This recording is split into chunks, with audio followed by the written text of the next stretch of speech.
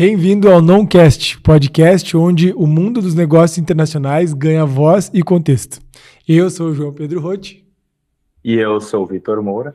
E hoje a gente vai falar sobre empresas brasileiras que já faturam na China.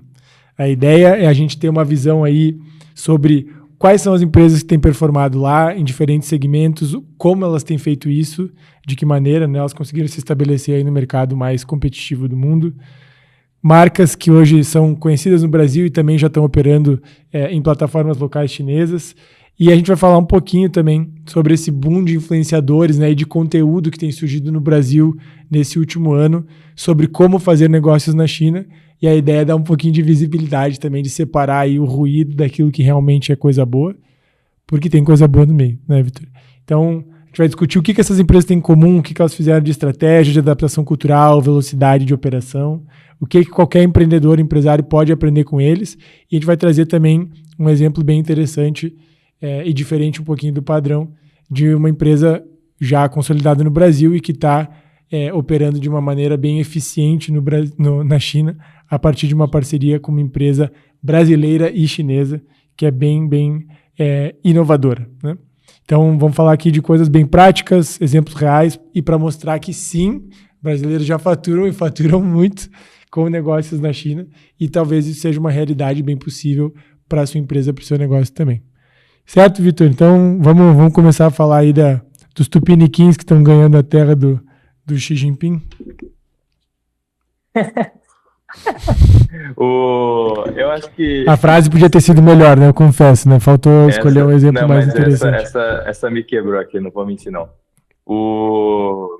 A China, queria dizer que para o brasileiro, hoje, especialmente o empresário grande e médio, assim, que está chegando na China agora, mas a China ela não é um sonho distante, né? Assim, a gente já tem um histórico de sucesso de empresas brasileiras aqui, evidente que as maiores, que a gente vai tocar isso um pouco hoje, mas há um precedente, tá? Então, isso é algo fundamental na hora de pensar, não lembrar assim, quem está vindo para a China hoje já sabe, a gente está vendo esse boom recente, emissões de Canton Fair, e etc., e outras coisas, agora justamente com a política da isenção de vistos, né, que foi concedida a brasileiros desde do semestre passado desse ano, então facilitou muito, mas não é novidade, né, a operação dessas empresas brasileiras aqui. Então, primeiramente, lembrando, a China segue sendo talvez o maior mercado consumidor do mundo, né? Então 1,4 bi de pessoas, 7 Brasis aqui dentro, evidente,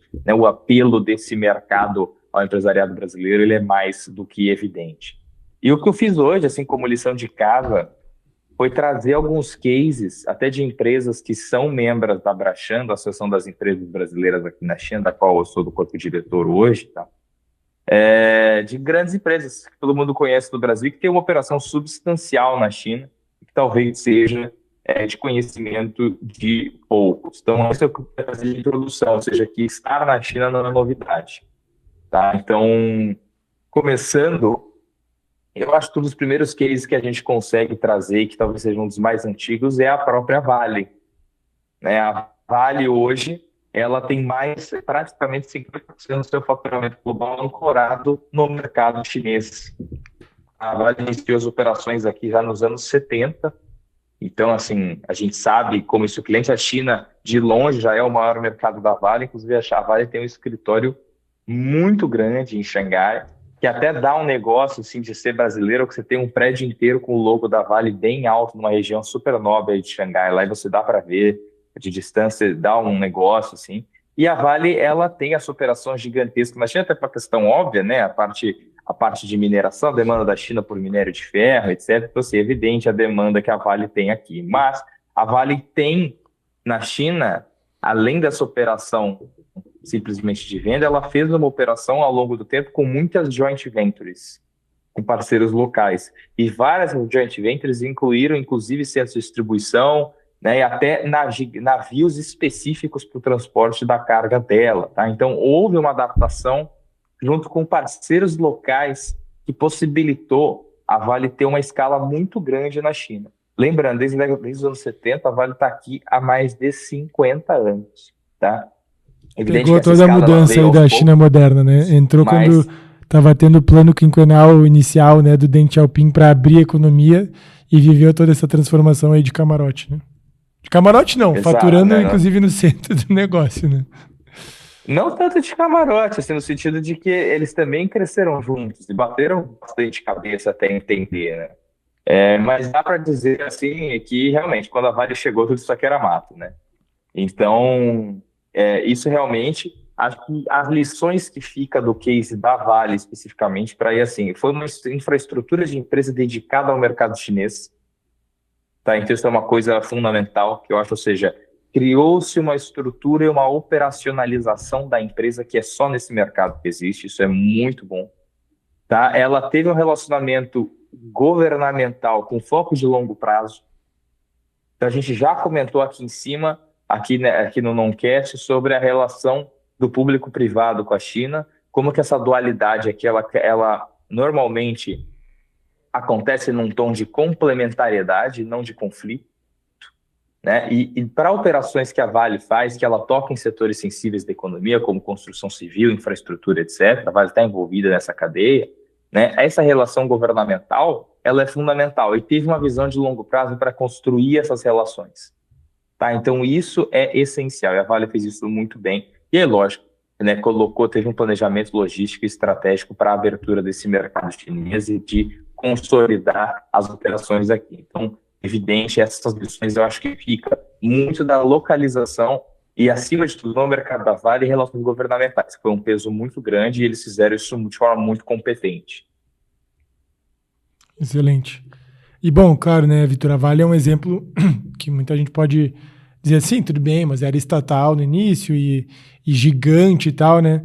Vamos falar de outros aí, porque esse caso do prédio da Vale realmente Xangai é muito legal, né? Dá aquela mexidinha no coração de tipo, cara, empresa brasileira aqui e tal.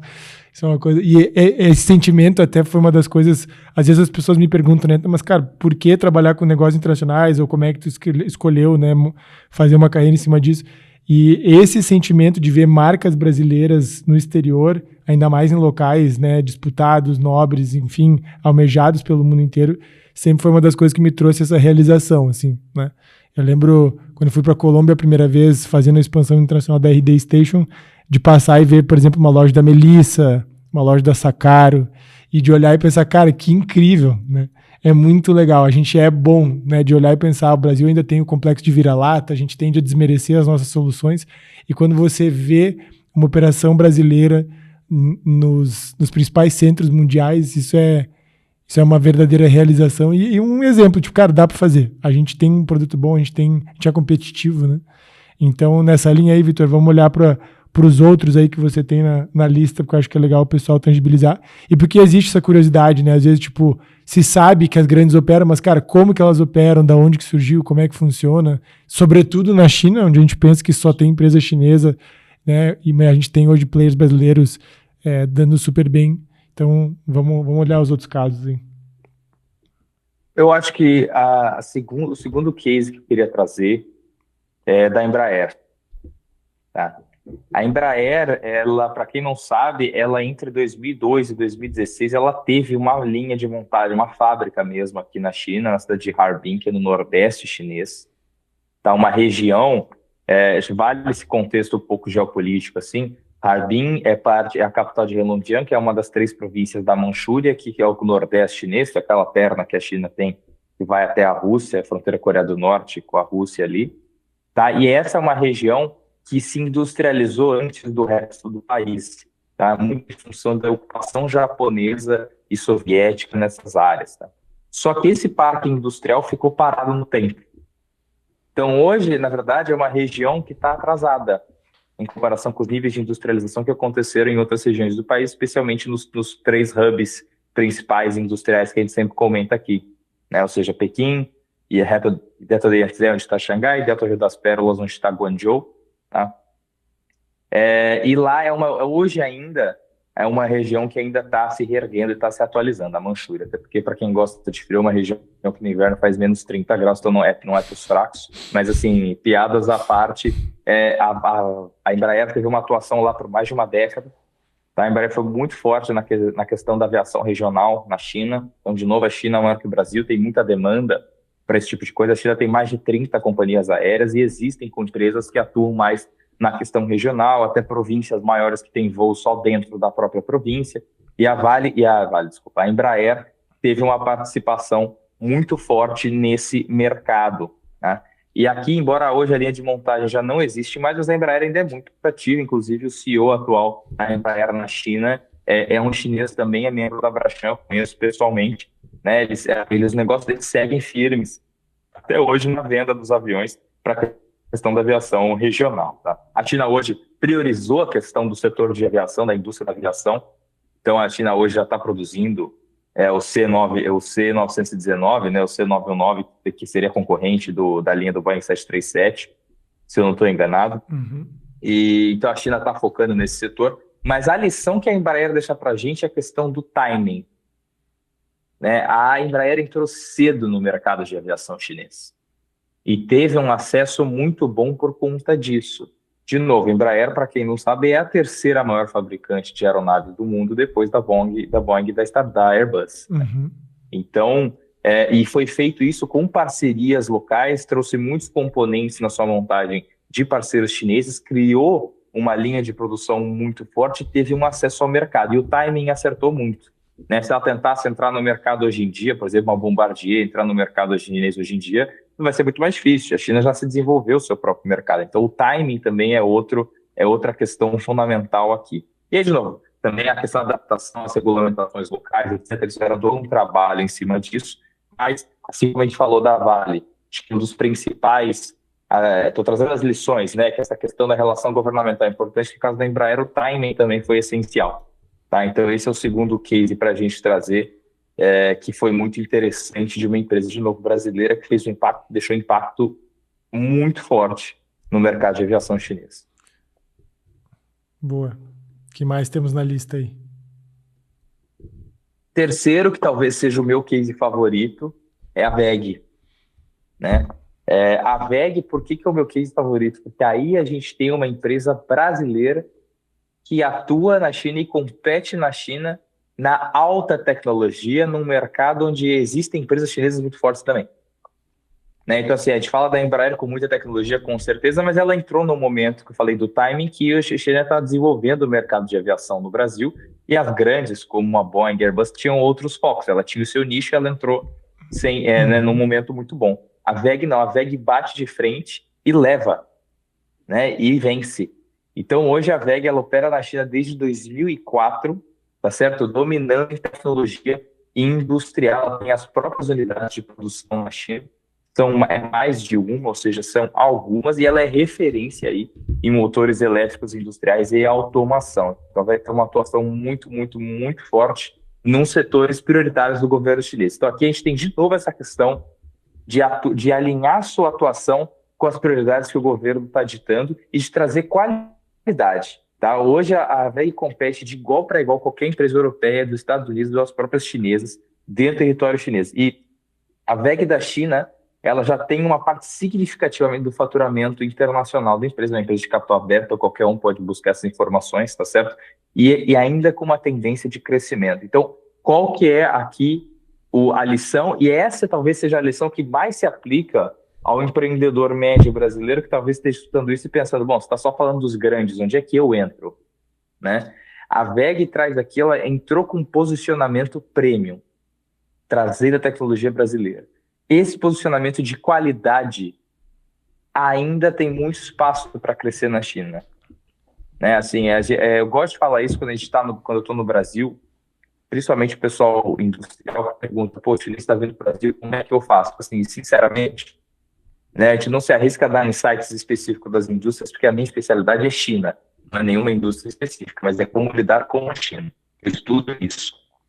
Então, assim, conhecendo o parque industrial chinês e o parque industrial brasileiro, dificilmente uma indústria brasileira vai conseguir bater de frente. Mas há nichos, há focos, há parcerias, há entregas de qualidade que geram abertura de mercado que podem ser muito bem explorados. E a WEG fez isso de forma muito bem e depois escalou. Uhum. Né? Assim, falando de China agora. Né? Mas aí, então, Vitor, assim, uma pergunta, no caso específico da WEG, e essa é uma pergunta que eu recebo de muitos empresários, né? Sobre a questão de como a China, por muito tempo, exigiu um sócio chinês, né?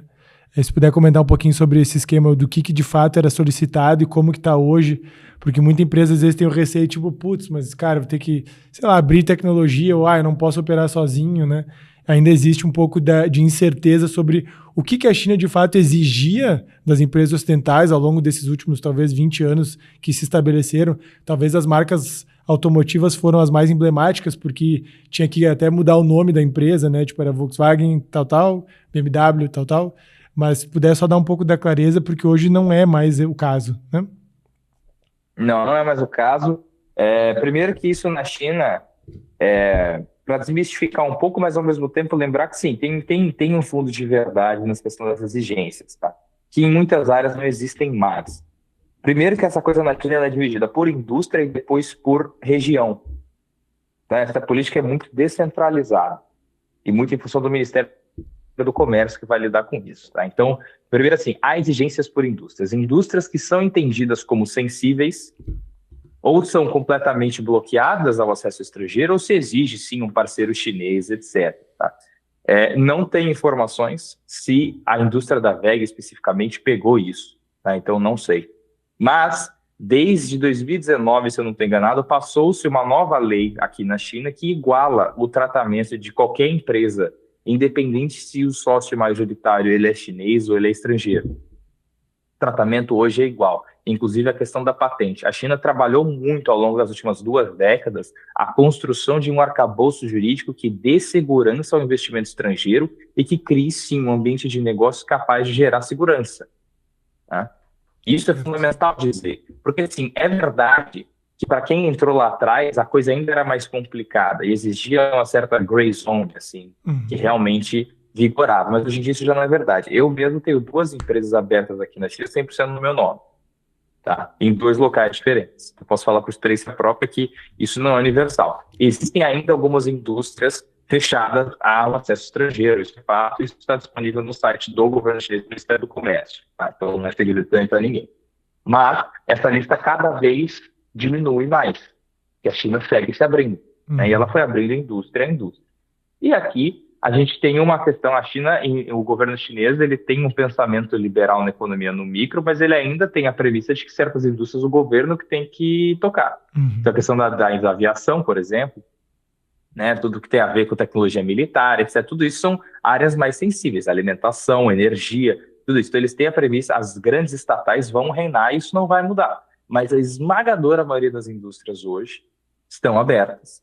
Tá? E não se faz não faz exigência de você tem que ter um sócio chinês. Inclusive, agora, lembrando, se você tiver um sócio chinês ou parceiro chinês, é natural que eles saibam, entre aspas, jogar o jogo de China melhor que você no início. Então, sim, cuidados têm que ser tomados. Sim. Mas, ou seja, né, não existe a obrigatoriedade hoje, né? Existem políticas muito mais favoráveis a depender da indústria, mas até queria trazer um caso de fazer uma sociedade com player chinês por opção, que inclusive é o caso da Afiance, né, o nosso parceiro aqui no Noncast, onde eles, muito bem negociado, inclusive, né, méritos aí ao Radamés, eles conseguiram fazer uma joint venture com a Union Logistics, que hoje é o principal player, né, de logística na China, gigante aí, com uma estrutura que cobre o país inteiro, em todos os corredores, né, de exportação e importação chinês, mas que surgiu a partir dessa visão onde o próprio sócio chinês entendeu que fazia sentido ter um sócio brasileiro para conseguir capitalizar, né, nas demandas crescentes do Brasil, e eles lá oferecendo toda a infraestrutura de logística na China. Então a Afiance e a Union fizeram uma joint venture que ainda é recente e tem muito espaço para crescer, mas eu acho que é legal porque é um caso onde se fez por opção, né? Então deixar claro para quem está escutando que hoje não existe mais, na grande maioria dos segmentos, a obrigatoriedade do sócio chinês. A China está muito mais aberta. A gente falou num outro episódio sobre a Lingang, né, a zona especial em Xangai, que também tem uma série de estímulos fiscais e de outras naturezas para empresas brasileiras se estabelecerem lá. A Suzano é um caso que está no meio desse processo agora. E fica essa visão assim, de que hoje é um ambiente de negócio muito mais favorável, né? Queria até trazer, Vitor, que na mesma linha do que a Afiance fez, tem uma outra empresa brasileira apoiada por eles, né, que é o caso do Frio, que mostra perfeitamente, né, essa questão de empresa brasileira que já fatura na China e montando uma estrutura que faça sentido, por assim dizer, né? Então, a Dufrio hoje é uma empresa que é referência nacional em climatização. Eles têm a Inova, que é uma gigante do setor de controladores eletrônicos. São dois exemplos separados de empresas brasileiras que já operam lá. E como que eles operam, né? Eles, a partir do China Hub, que é a solução que a Fiance tem para você, como empresa brasileira, ter uma sede chinesa, eles começaram a estabelecer uma presença direta. Então, hoje o China Hub fica baseado em Xangai. Através do Hub, eles conseguem acelerar o acesso a fornecedores estratégicos e enxergar, estando lá, as oportunidades do maior mercado consumidor do mundo. Então, pensa que hoje a gente tem N empresas, nós mesmos, né, temos clientes aí que desenvolvem o sourcing, né, que é você encontrar um fornecedor chinês, validar produto, validar a fábrica e passar a ter um fornecedor mesmo confiável na China. Imagina você poder fazer isso tendo uma presença direta lá, né? Então, no caso hoje da Dufrio, por exemplo, via China Hub da Fiance, eles têm expatriados da Dufrio que estão baseados no China Hub em Xangai e são literalmente funcionários da Dufrio, mas operacionalizados na prática pelo China Hub da Fiance, né? Então, eles conseguem ter uma velocidade de acesso ao mercado chinês muito maior e é mais uma forma que surgiu recentemente, nesses últimos anos, de você, como empresa brasileira, ter uma operação chinesa com a menor complexidade possível. Porque nesse caso, a Fiance acaba se encarregando ali de fazer toda a parte, digamos, né, de operação dos funcionários em si, ajuda na acomodação cultural, se tem família de expatriado, até, cara, buscar escola para os filhos, enfim, todo o processo de landing, digamos, né, do funcionário brasileiro que é expatriado para a China, você tem soluções como esse caso do China Hub da Fiance, que já é usado por grandes empresas estabelecidas, como é o exemplo da Dufrio. Então é mais um caso aí onde a gente vê de negócios do Brasil que estão operando na China, né? Então, fazendo uma recapitulação do que a gente viu até agora, falamos de Vale, falamos de Embraer. Quem é que foi a terceira, que era o teu caso favorito mesmo? VEG. A VEG, que é espetacular, né? Orgulho catarinense. A gente estava lá perto semana passada. E agora esse exemplo também de Dufrio e a joint venture da Fiance com a Union, ou seja, N exemplos, né, Vitor, de como que a gente pode operar na China e sempre com essa visão também de que não é só importar de lá. No caso, esses todos são empresas brasileiras vendendo lá, estruturando a operação lá, atendendo o mercado chinês, né? Que talvez seja um dos movimentos de longo prazo mais importantes para a sustentabilidade econômica do Brasil, né? A gente vive hoje uma desindustrialização aí, não só puxada pela China, mas por outros países. O Paraguai é um tema que em outro episódio a gente vai discutir mais a fundo, mas que tem tido uma demanda muito interessante, né, de deslocamento de indústrias brasileiras, mas quando a gente começa, como negócio daqui, a atender os negócios daí e o mercado interno daí, que é mais de 1 bilhão de pessoas e tudo aquilo que a gente já conversou, cara, é um excelente indicador, é um excelente formato, né, de crescimento a longo prazo.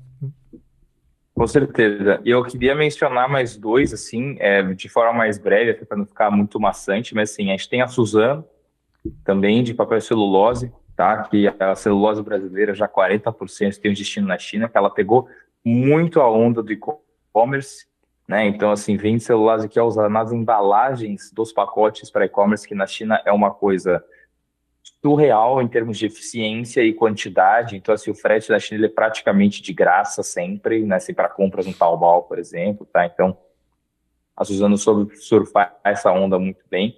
E a outra que é muito interessante usar, que é a Marco Polo, né? A Marco Polo de ônibus opera na China desde 2001, mas não é só atuação no mercado chinês, até porque hoje já não é mais tão relevante, mas ela usou a China e as joint ventures que ela fez aqui para construção de carroceria, principalmente, para ver os mercados na Ásia. E isso eu acho que é um insight legal para o pessoal. Ou seja, você pode usar a China, o pessoal da Fiance também faz muito isso, você pode usar a estrutura deles em Xangai para abrir o mercado chinês pensando nas outras partes da Ásia. Por que não olhar para o Vietnã, por exemplo, outro país com mais 100 milhões de pessoas aqui do lado, com um funcionamento muito parecido com a China na questão burocrática, por exemplo, né? Você tem a Indonésia aqui, outro país, mais de 200 milhões de pessoas. Você tem Filipinas, países que crescem muito. A própria Tailândia está passando por um processo de modernização, né? Eles estavam com planos ali, que inclusive o Brasil deveria fazer, da própria infraestrutura de iluminação e estruturação das cidades, né? Tem muito país da região que tá numa aceleração e a China pode ser a base, né? Pode ser a base. Então, assim, a Marco Polo realmente acaba sendo um exemplo muito bom disso.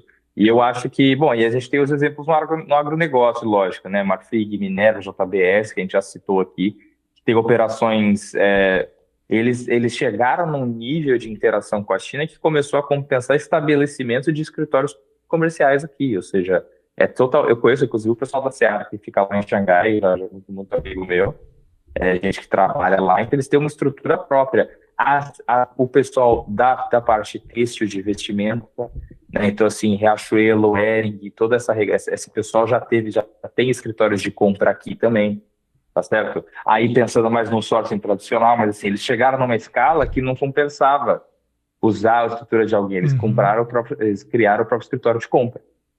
Tá? Então, há a possibilidade de fazer muitas dessas coisas, assim. Então, de novo, lembrando dessas lições que a gente está vendo dessas empresas. Eu não tenho a escala eu não faço avião, né? Eu não tenho a escala de uma VEG, por exemplo, mas não há um nicho a ser explorado, porque ninguém, assim, dificilmente a gente vai se convencer de que num país desse tamanho, o maior mercado consumidor do mundo, que não há nenhum nicho a ser explorado. Não, pelo contrário, né? Há muitos.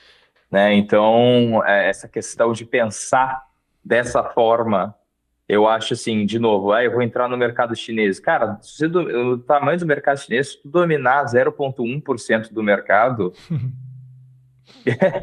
assim, faça as contas, entendeu? Total. Então, não precisa vir com essa ganância do 0,0. Você pode escalar depois, mas pensa, assim, só uma abertura, pegar uma pequena fatia pode ser extremamente significativo e basicamente a gente conversou no episódio anterior de diversificar e redução de riscos num mundo que sim é mais incerto. E fazendo gancho sobre essa questão que você falou de nicho, né, ou de que isso pode ser uma realidade para a pequena ou média empresa, vamos falar um pouco sobre esse boom recente no Brasil de conteúdo sobre como fazer negócios na China, de como a China funciona. A gente até estava conversando antes, né? Tem muita gente buscando educar o empreendedor e até o consumidor brasileiro sobre como fazer negócio com a China. A gente teve um boom uns anos atrás sobre o dropshipping, né? Que depois, com a taxação das blusinhas, como era chamado, isso mudou bastante coisa para bastante gente. Mas vamos falar um pouco sobre isso, Vitor, porque fazendo um paralelo, assim, talvez o que aconteceu com o mercado de investimentos 10, 15 anos atrás, onde começou a se popularizar o conhecimento e o entendimento que não necessariamente você tinha que ficar preso aos bancos tradicionais e as formas de investimento que não eram rentáveis, né, com um rendimento abaixo do CDI normalmente. Hoje existe muito mais liberdade de escolha, toda a questão do Open Finance. O Brasil hoje tem um dos sistemas financeiros mais avançados do mundo. Eu sinto que a gente está num momento onde a China está cada vez mais em voga, aquilo que a gente já falou, isenção de visto. A gente já está com recorde, né, de brasileiros visitando a China, cada vez mais empresas querendo ir para lá e tudo mais. Só que tem muito burburinho, né? E a gente tem que tentar separar o ruído daquilo que é a informação realmente útil, realmente relevante. A gente já tem escutado, além do histórico, né, de empresário que teve problemas com fornecedores chineses não confiáveis anos atrás, que não enxerga que hoje já mudou esse cenário. Como você falou, hoje o sócio estrangeiro tem o mesmo tratamento jurídico e direitos, né, que o chinês.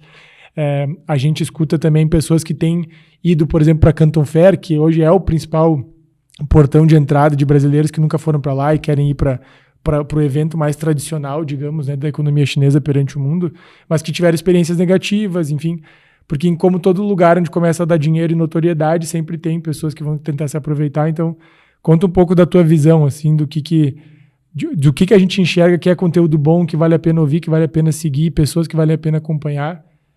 Naturalmente, vamos falar aqui do Ricardo Jeromel, né, que é uma grande referência nesse sentido, mas dá a tua visão aí para ajudar o pessoal a até saber filtrar quando chega vídeo, quando chega informação. Vou te dar um exemplo bem pontual que aconteceu semana passada. Recentemente, a gente estava acompanhando um grupo do setor da construção civil, né, um grupo de construtores que acabou de fazer uma imersão na China, ficaram super satisfeitos, felizes, vendo soluções de robótica e de automação para a construção civil. E aí o pessoal voltou pro Brasil, uns 10 dias depois veio um vídeo que mandou e o cara que mandou nem percebeu, mas, cara, era muito fake, assim, era um robô fazendo o trabalho de um pedreiro, mas você percebia, assim, que o vídeo era adulterado, né? Então tem muita desinformação também, né? Então como é que você enxerga tudo isso, Vitor? Inclusive como um brasileiro morando na China, né?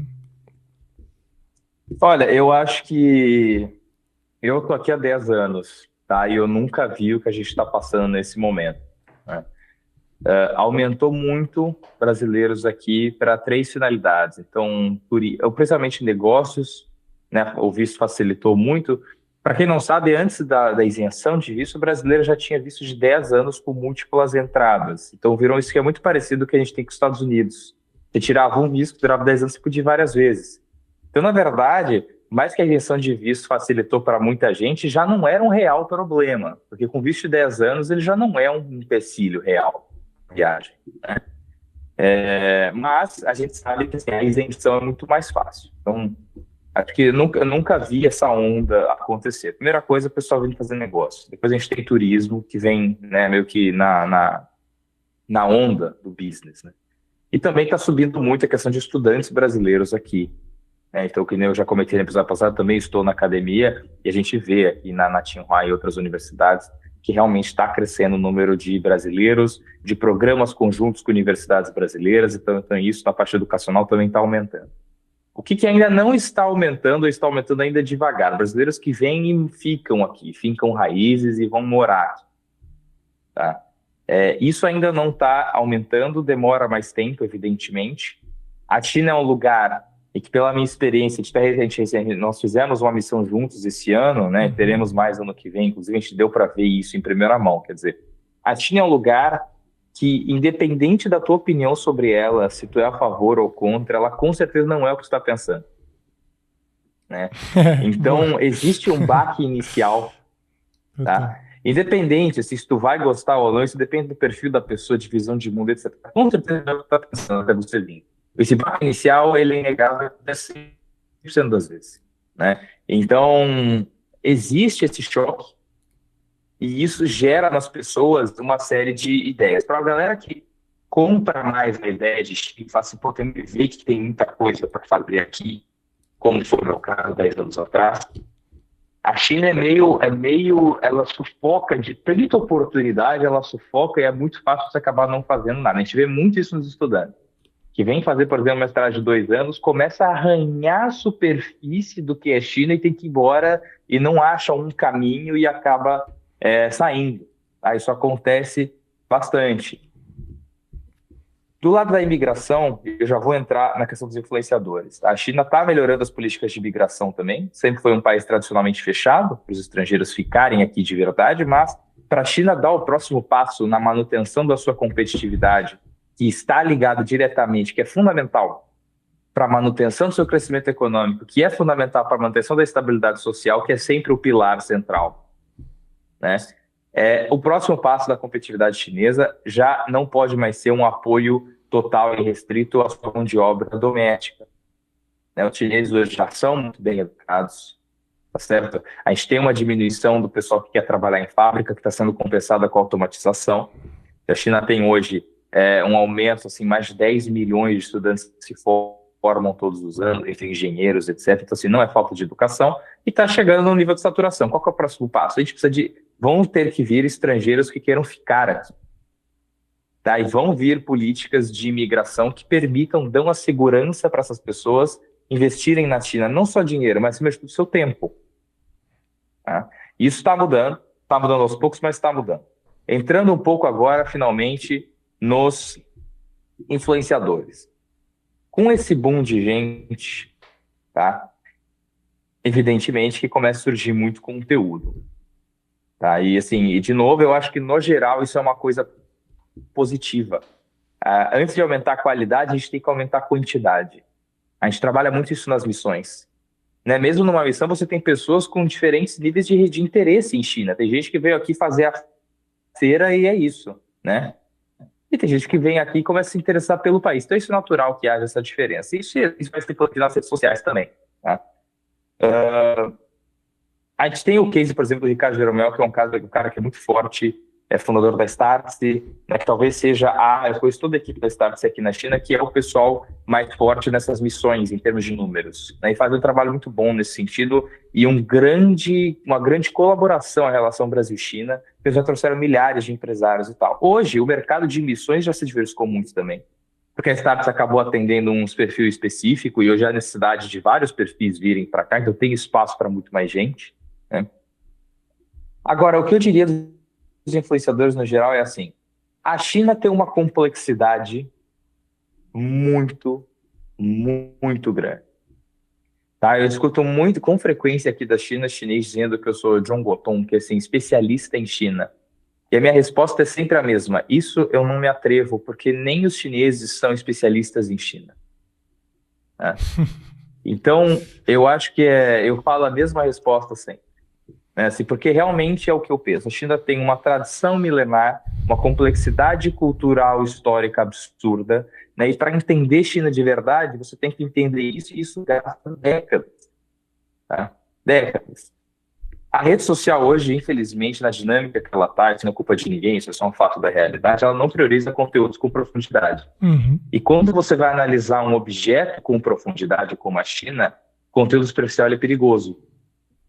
Tá? Total.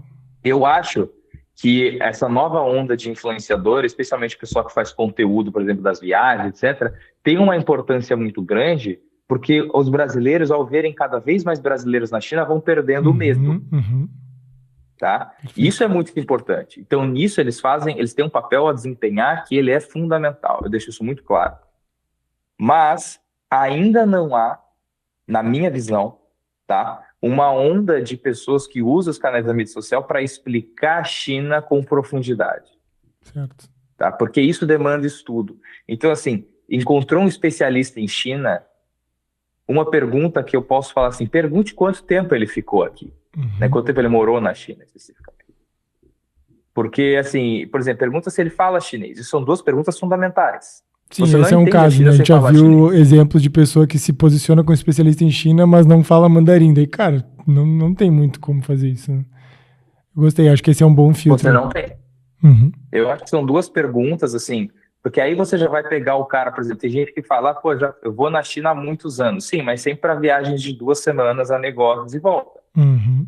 Né? Sim, a gente até teve um caso, assim, né, Vitor, né, na última missão que foi bem emblemático, de um empresário bem sucedido que já tinha ido para a China algumas vezes, operações, enfim, de fornecedor lá, e participou da nossa missão exatamente porque ele queria ver esse outro lado, né, mais voltado para inovação e tecnologia, multissetorial, abrir a cabeça, não necessariamente visitar fornecedor e participar de feira.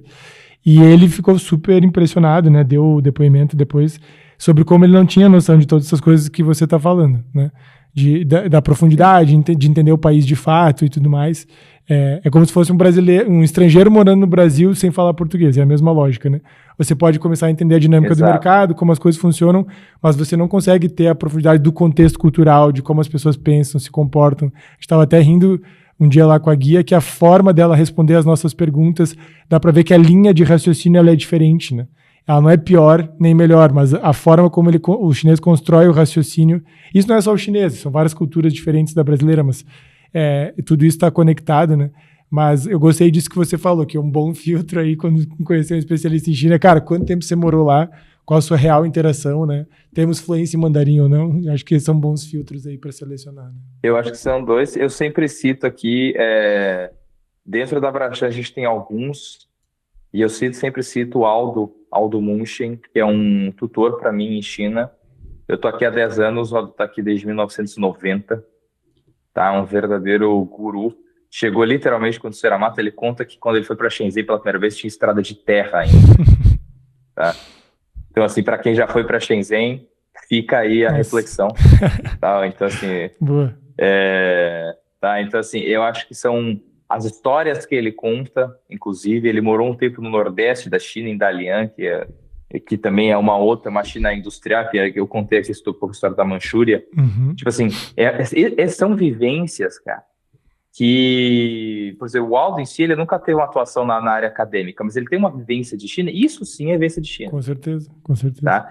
E isso vale para qualquer país, é que a gente está falando de China hoje, mas assim, isso vale para qualquer país, né?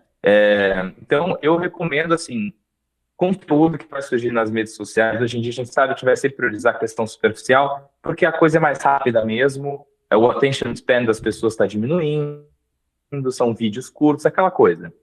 Né? Eu não vou explorar as complexidades da dinastia Tang num vídeo de 90 segundos, não vai acontecer. Né? Então, o ponto assim, só que quando você for além, e eu reforço essa mensagem, num mundo multipolar e mais complexo, a gente tem que se aprofundar. Tá? O contexto importa cada vez mais. né, de onde isso veio, entender como é que a China criou essas políticas e construiu esse ambiente de negócio, importa para você entender para onde esse ambiente de negócio vai no futuro. Como é que você planeja a sua inserção nesse mercado, a abertura de uma nova operação em outro país, sem entender mais ou menos, pelo menos, qual é a tendência? Ninguém tem bola de cristal, mas qual é a tendência? Né? E você tem já um histórico de décadas de tomada de decisão do governo chinês que dá para você entender mais ou menos quais são as prioridades, como esse processo acontece. Isso exige estudo. E aí eu acho que a parte que as tecnologias ajudam, mas também enganam. Quer dizer, então, tem certas coisas que não é só perguntar para o ChatGPT também.